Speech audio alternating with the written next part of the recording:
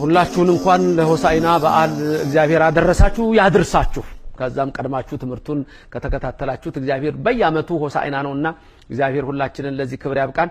የትንሳኤ ቀድሞ ያለው ሳምንት ሆሳዕና ይባላል። ይሄም ለአብይ ጾም 8ኛው ሳምንት ነው። በቤተክርስቲያኑ ውስጥ ዘንባባ ተይዞ በቅዳሴው ላይ ሁሉ እየተዘመረ ይህ ዕለት ይታሰባል። በቤተክርስቲያናችን ልዩ ቀን ነው። ልዩ ቀን፣ የደስታ ቀን። ለምን?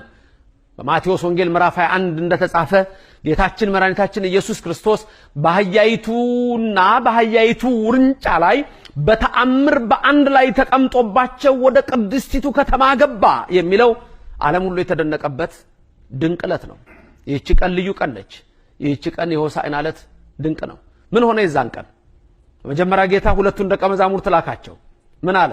የታሰረች አህያ ታገኛላችሁ፣ ፈታችሁ አምጡልኝ። ሰው ቢጠይቃችሁ ግን በሉ ለጌታ ያስፈልጉታል በሉ። ማንም ቢጠይቃችሁ ለጌታ ያስፈልጉታል በሉ።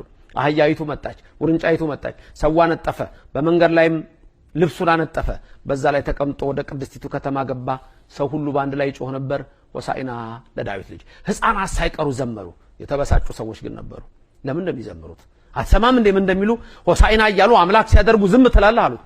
እነሱ ዝም ቢሉ እናንተ ዝም ብትሉ እነሱ ዝም አይሉ። እነሱም ዝም ቢሉ ግን የቢታንያ ድንጋዮች ያመሰግኑኛል ሲል በተአምራት ድንጋዮቹ እየዘለሉ ሁሉ ጌታን የዳዊት ልጅ ሆሳዕና በአርያም ብለው አመስግነውታል። በዚህ ቀን ምን አብይ ነገር እንመልከት ወገኖቼ። አንደኛ ጌታ ከደቀ መዛሙርቱ ሁለቱን ላከ። ምን አላቸው? የታሰረች አህያ ታገኛላችሁ፣ ፈታችሁ አምጡልኝ። ሁለቱን የላከው ሁለቱን ካህናት ነው፣ ሁለቱን ቀሳውስት ነው። የታሰረች አህያ አምጡልኝ ያለው ምንድነው? የታሰረች አህያ ከኃጢአት የምንፈታበት ሰዓት ደረሰ። ታስረን ነበረ።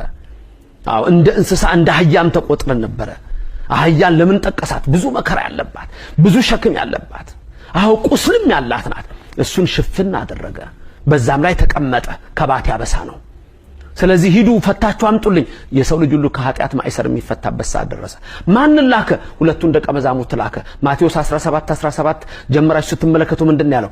የመንግስተ ሰማያትን መክፈቻ ቁልፍ ሰጣቸው ለካህናቱ፣ ለነ ጴጥሮስ፣ ለሐዋርያቱ ሁሉ።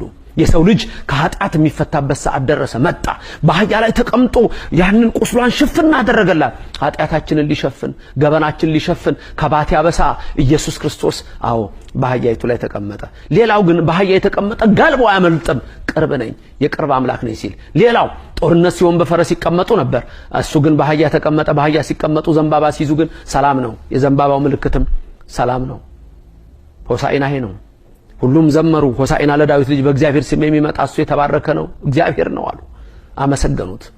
ከኃጢአት የተፈታንበት ሰዓት መድረሱን፣ የታስረን የነበርን ሁሉ መፈወሳችን የሚያሳይ ነው። አዎ ሆሳዕና ማለት መድኃኒት ማለት ነው። ኢየሱስ ክርስቶስ መድኃኒት ይሆነ።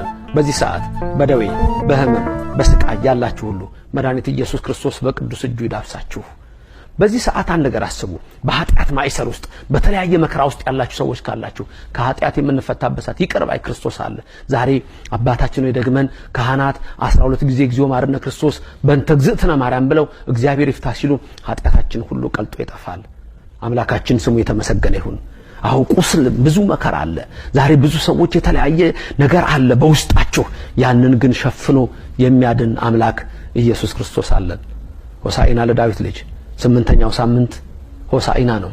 እግዚአብሔር አምላካችን እኛን ለማዳን እነሆ ከሰማይ መውረዱን የሚያሳይ የዳዊት ልጅ የድንግል ማርያም ልጅ ተብሎ የተጠራ ሆሳዕና መድኃኒት እሱ ነው። አሜን።